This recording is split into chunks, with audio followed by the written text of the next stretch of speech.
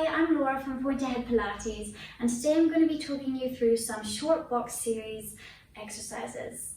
We'll start with our safety setup, making sure all springs are attached and that the safety strap is engaged. For our setup, we're going to start with our roll down in extension. Hands interlaced behind your head. We inhale and lift up and out of the hips, thinking of our axial elongation with a tall, straight spine. Gazes forward, inhaling to prepare. As you exhale, tucking the tailbone under. Chin tucks as we gaze towards the navel and we roll down one vertebrae at a time, inhaling at the bottom. Exhaling as we lift, coming up and over the beach ball, and then restacking the spine. Now this is an essential exercise for everyone practicing Pilates, those from beginners to advanced, and there's various different modifications or alterations that we can make to challenge yourself or to keep it nice and simple.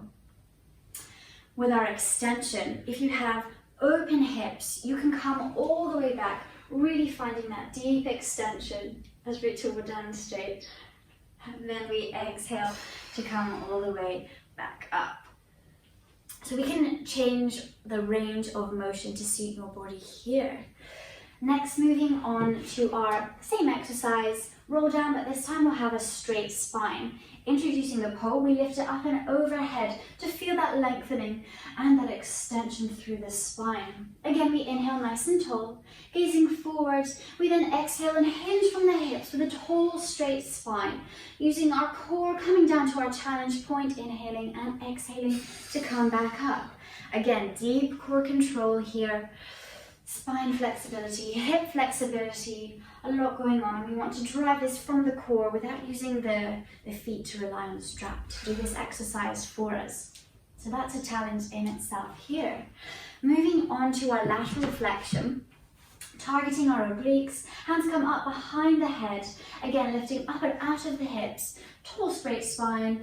Exhale, we dip that right elbow down, heavy in the left hip, opening up through the right side body, breathing into the space between each of the right ribs, coming to center and to the other side. So this exercise is targeting our obliques here. Oblique strengthening. Again, deep core control, spine flexibility. There's a lot going on here. And coming back to center. Moving now onto our side-sitting lateral flexion. So ideally we want to be in a Z seat position, or we can modify if you have any knee pains or injuries by allowing that front knee to fall over the short box. Having our hands behind our head. Again, we inhale, lifting up and out of the hips. Exhale, finding that lateral flexion. As the right elbow dips down, the outside leg internally rotates to engage through the safety strap for that support here. Nice, and again. We can advance this exercise by introducing our Mermaid Arms.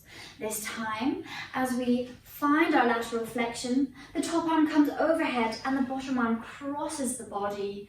This is one of my favorite exercises just because it looks so beautiful, as Rachel beautifully demonstrates here.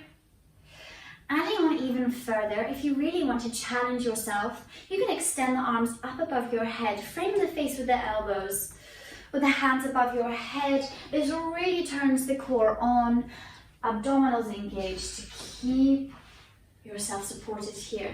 So again, we're thinking of our spine flexion, our hip flexion, core control, and oblique strengthening. To add on even further, we can take this into the hawk. Super challenging, but again, a real sense of achievement when you can master this one. So as you can see, there are so many variations and modifications for each of the exercises, all super hard and really challenging, but available to all in a class. We can have 4 people doing the same exercise but with a different variation, working for what feels best for them. I hope to join you in a class soon. Thanks.